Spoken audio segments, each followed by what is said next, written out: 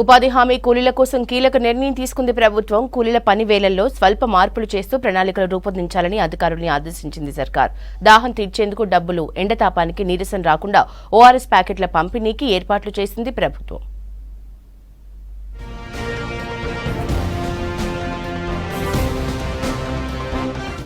ఉమ్మడి నిజామాబాద్ జిల్లాలో ఎండల తీవ్రతకు బయటకు వెళ్లాలంటేనే ప్రజలు భయపడుతున్నారు. సూర్యుని తాపానికి జనం తీవ్ర ఇబ్బంది పడుతున్నారు.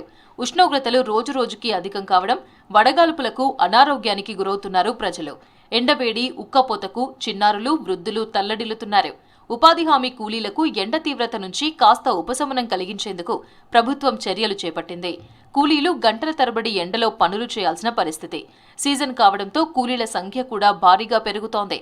కూలీ పనులకు వచ్చేవారు వడదెబ్బ బారిన పడకుండా ప్రభుత్వం కీలక నిర్ణయం తీసుకుంది.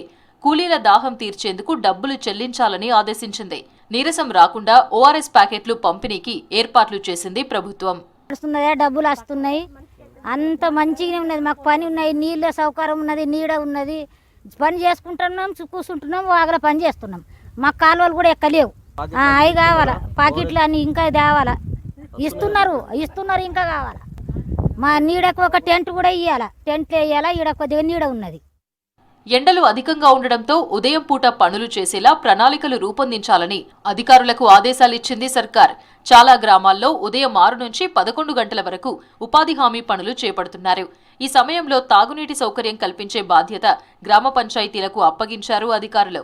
కూలీ పనుల కోసం వచ్చేవారికి ఒక్కొక్కరి దాహార్తి తీర్చేందుకు రోజు 2 లీటర్ల నీళ్లకు 2.5 రూపాయలు చెల్లించనున్నారు అధికారులు. ఉపాధి కూలీలకు మంచినీటి కోసం చెల్లించే ఈ డబ్బులు ఉపాధి హామీ నుంచి పంచాయతీలకు వస్తాయి. మహాత్మా గాంధీ యోజన పథకం కింద 100 రోజుల పని, పాత బ్రిడ్జి వంతెన కింద పనిచేస్తున్నాం. వడదెబ్బ తగలకుండా ఓఆర్ఎస్ ప్యాకెట్లు, మంచినీళ్ళు అందజేస్తున్నారు. పని మాత్రం బాగానే చేస్తున్నాం. అందరం మట్టి మోస్తున్నాం. ఆ వరకు బాగానే ఉంటున్నారు. కూలీలు వడదెబ్బకు గురి కాకుండా వైద్య ఆరోగ్య సిబ్బంది ఓఆర్ఎస్ ప్యాకెట్లను ఉచితంగా అందిస్తున్నారు.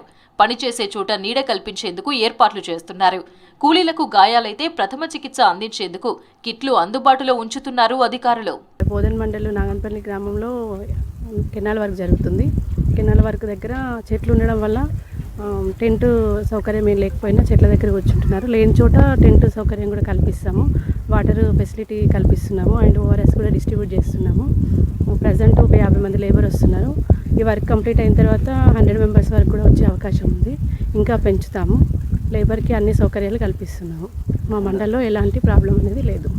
మార్నింగ్ ఎర్లీగా వచ్చి 11 వరకు వెళ్ళిపోతారు కాబట్టి వస్తారు. మార్నింగ్ 6-7 వరకు వచ్చేస్తారు. ప్రాబ్లం ఏం లేదు. నిజామాబాద్ జిల్లాలో 530 గ్రామ పంచాయతీలుంటే ఉపాధి హామీ జాబ్ కార్డులు 2,76,869 మందికి ఉన్నాయి. ప్రస్తుతం ఎండాకాలంలో పనిచేస్తున్న కూలీలు 52,449 మంది ఉన్నారు. కామారెడ్డి జిల్లాలోనూ ఇదే సంఖ్యలో ఉపాధి కూలీలున్నారు.